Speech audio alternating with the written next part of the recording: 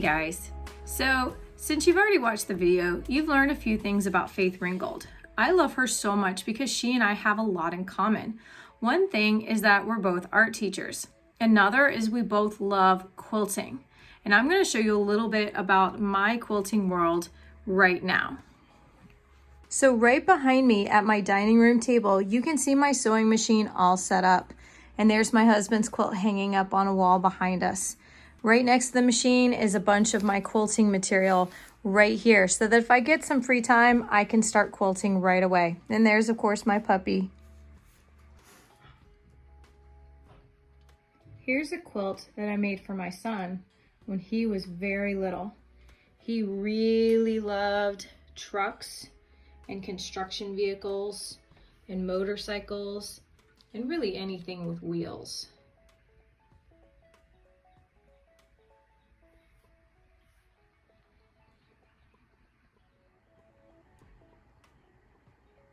Here's a quilt that I made for my daughter when she was first born.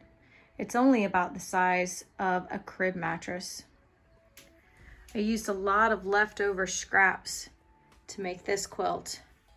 And you can even see the stitching that I made around each of the figures. I used the leftover scraps to make the border.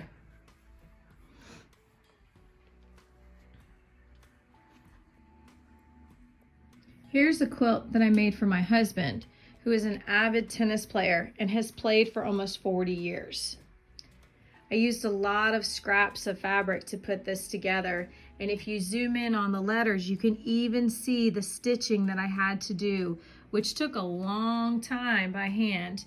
And even in the tennis racket, every piece was handmade, sometimes just using scraps of fabric, just like Faith did.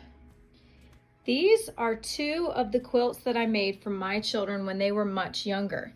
You can see the different fabrics here. My children picked out each fabric individually based on their interests, but it was all made out of scraps.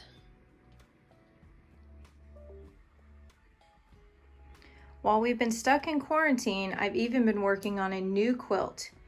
I'm making a bookshelf which includes scenes from my favorite series of books, Harry Potter. These are some of the completed squares that I've already made. When it's finished, it'll hang on my daughter's wall, and it'll look like a giant bookcase with a lot of different things from the Harry Potter series, like the Sorting Hat, the Monster Book of Monsters, a cauldron, Honeyduke's candy, pumpkin juice, and so many more.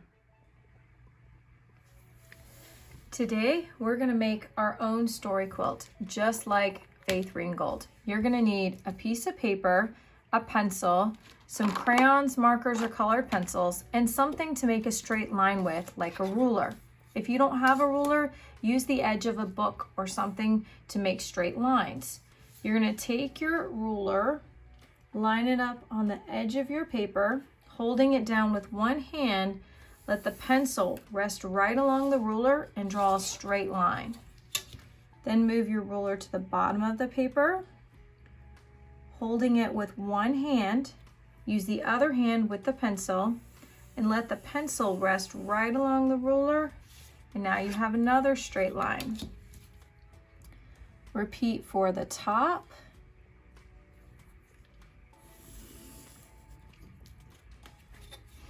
And the last side. It doesn't have to be absolutely perfect. These are going to be the edge of our story quilt, and this is where our story is actually going to take place. All along the outside are going to be patches of different colors, like I did for this quilt. I used extra scraps of fabric and I sewed them all together to make the edges of my quilt. So on your paper, just draw some lines from the outside to the first line. They can be close together, skinny, or further apart. Do it on all four edges.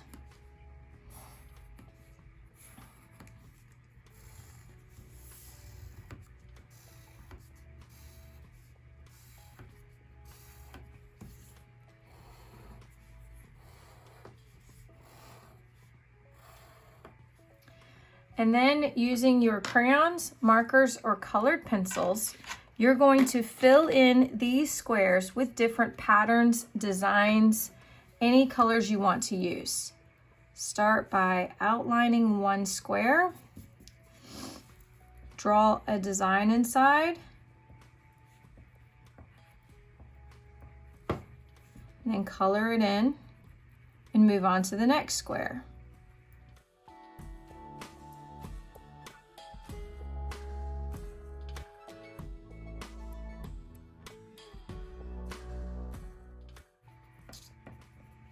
Keep going until all of the patchwork squares around the outside of your quilt are finished.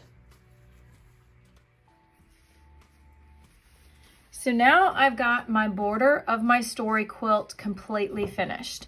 Now the inside of the story quilt is going to be very personal. What I draw on my story quilt is going to be different than what you draw on your story quilt. I want you to make a memory here. You can draw a picture of you and your family doing something, one of your favorite memories growing up, but I want you to use this space like Cassie did in the book Tar Beach, and I want you to fill up the center space of your story quilt with your favorite memory. I'll show you mine when I'm finished. Here's a picture of my completed story quilt. It was a memory of my family and I spending the day at the beach.